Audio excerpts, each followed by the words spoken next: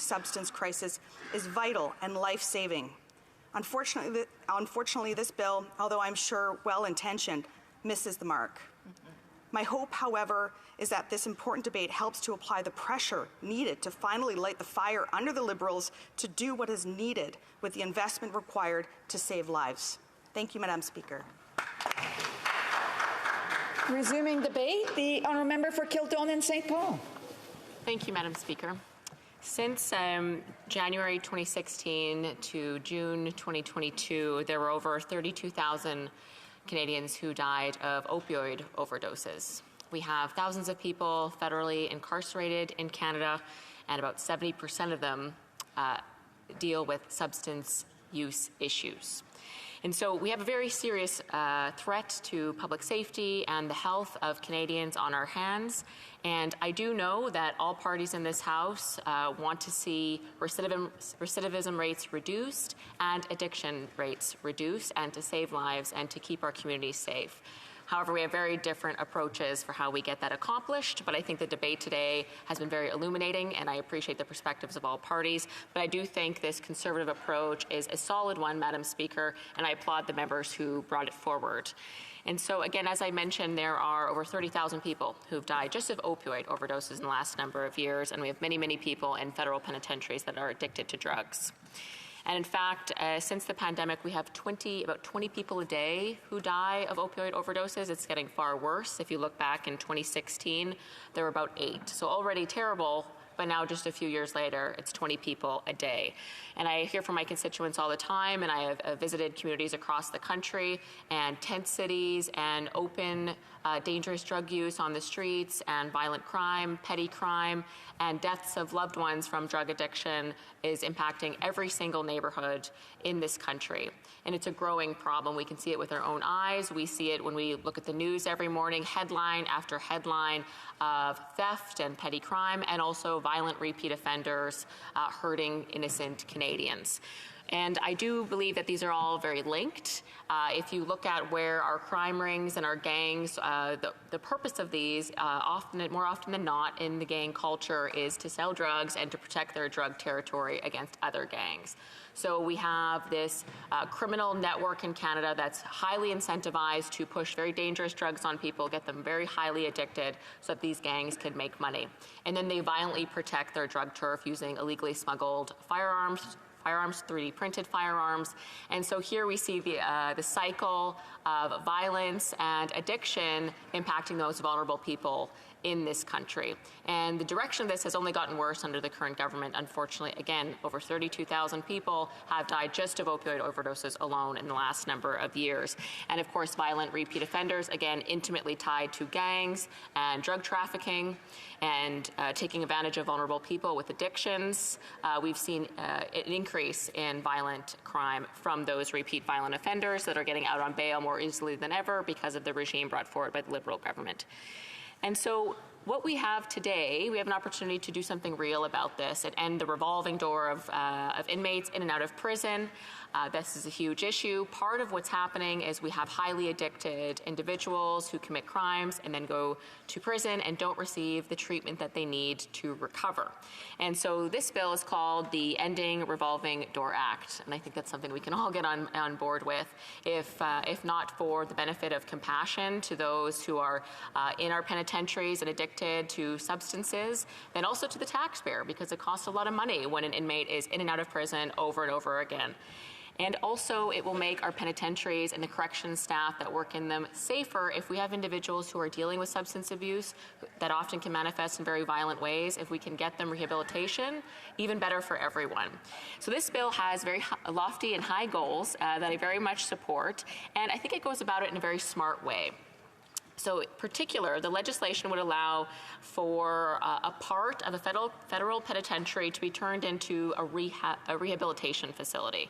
So again, our existing penitentiary infrastructure, let's turn part of it into a rehab given the high number of inmates addicted to substances. So I think that's a great idea. They're there anyway. Let's have an intensive option where if they choose, they can go get some rehab and perhaps recover from their addictions. And when they're released from the penitentiary, they have a much much better opportunity, a much better chance of living a fulsome, law-abiding life if they receive the care and the support and the compassion that they need. And ultimately, the bill is designed very well in the sense that it has the discretion up to the judge, which I think is important in this regard in particular, and it's only for low, non-violent crimes. So we're not talking about folks with life sentences, we're talking about low-level crimes that are committed to federal penitentiaries. So I think that is important, especially just as a start for this. Let's see how it goes. And if it works really well, great. Then we can talk about different expansions if that is what's needed. But I think this is a great place to start, and it's the safest place to start this very innovative idea. And so it's up to the judge, and then ultimately it's up to the individual. That person is given a choice, and then they can choose if they want to go to the rehab part of the facility. And they still have to serve the same amount of time, but it is in a facility, or in part of the facility that is built for that rehab. And I think that that's really great if you're of the opinion and of the philosophy that people who have substance use issues, that you really want them to access recovery and fully recover and live fulsome lives, which is certainly the conservative perspective. Addictions is a mental health issue, and we can help a lot more people if we have a lot more access to mental health and rehabilitation supports. And this getting just right to the source. Again, I have visited federal penitentiaries, and they are very tough places. It is, I recommend every legislator in this place go and visit a federal penitentiary. They are tough places to be, and not necessarily, especially if they're an older penitentiary, it's not necessarily a place that was built or conducive to rehabilitation.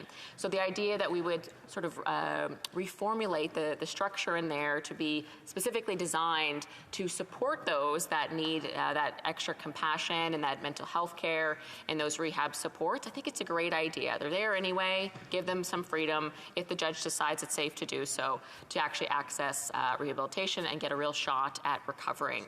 It's good for them, it's good for their loved ones who want to see them survive, and ultimately it's good for them when they are released from the federal penitentiary. And so I mentioned at the beginning that I think all parties have the ultimate goal of reducing recidivism, which is very high and very costly to the taxpayer and very, very harmful to the individual who's in and out of jail over and over again. I think everyone agrees. That's not great, let's fix it. Also, everybody in this House repeatedly talks about addictions and how many people have died. What's not in common is how we all approach that. But I do think that the way this bill is structured, it gives an innovative solution to this that could be supported by all parties if they want to give it a shot. I say, why not? This could be a real option to save lives and support a reduction of recidivism rates. One thing that I would say that the Liberals have done sort of would be, I suppose, their solution to the issues that I've outlined, that people have outlined today regarding this bill and the goal it's trying to solve, is something that I can't get behind, and that's the prison needle exchange program.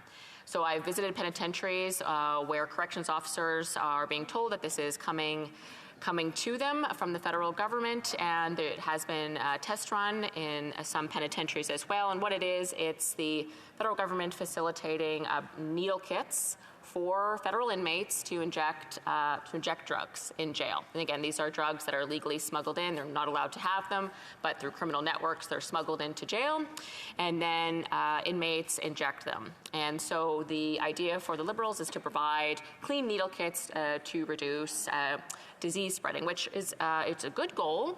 However, we're talking about in many cases, the most dangerous people in Canada, and providing them, for all intents and purposes, tiny little knives that they can put their own blood into, a whole host of liquid substances, and use to hurt themselves, use to hurt corrections officers and other inmates. Corrections officers have spoken to me about the fear they have about this, and inmates themselves are very concerned. In fact, a women's federal penitentiary in Alberta has written a very strong petition to the federal government pleading and demanding that they do not introduce these needles into their prisons. They will not feel safe. They don't want them. This is from the women inmates themselves, and yet it is coming, Madam Speaker. So I'm very concerned about that, and I'm very concerned about the safety of our corrections officers. So I do feel that this This bill is designed in a way that's not supposed to be divisive. It's an innovative idea. I think we should all be able to get behind it. It is an approach that is safe and focused on safety and turning part of a federal penitentiary into something very positive, a rehabilitation facility. So I very much support that and the ultimate objective of reducing recidivism and improving recovery rates for inmates and the vulnerable populations there. And just to conclude, I'd like to thank the member from Kelowna Lake Country and Kootenay, Columbia for their hard work on this bill. It's a conservative bill, very proud of my colleagues. And just with my last 20 seconds, Madam Speaker, I'd like to thank all the corrections officers and parole officers in this country who put their lives on the line to keep us safe and to do the hard work to help rehabilitate our inmates. And just to finally conclude, I would like to acknowledge the 2 Edmonton police officers who were recently killed on the job, Constable Travis Jordan, who's 35, and Constable Brett Ryan, 30 years old. We have incredibly hardworking men and women in our justice system, and it is always tragic when we have deaths, and I just want to acknowledge that we're thinking about the families. Thank you very much. Resuming debate, the Honourable Parliamentary Secretary.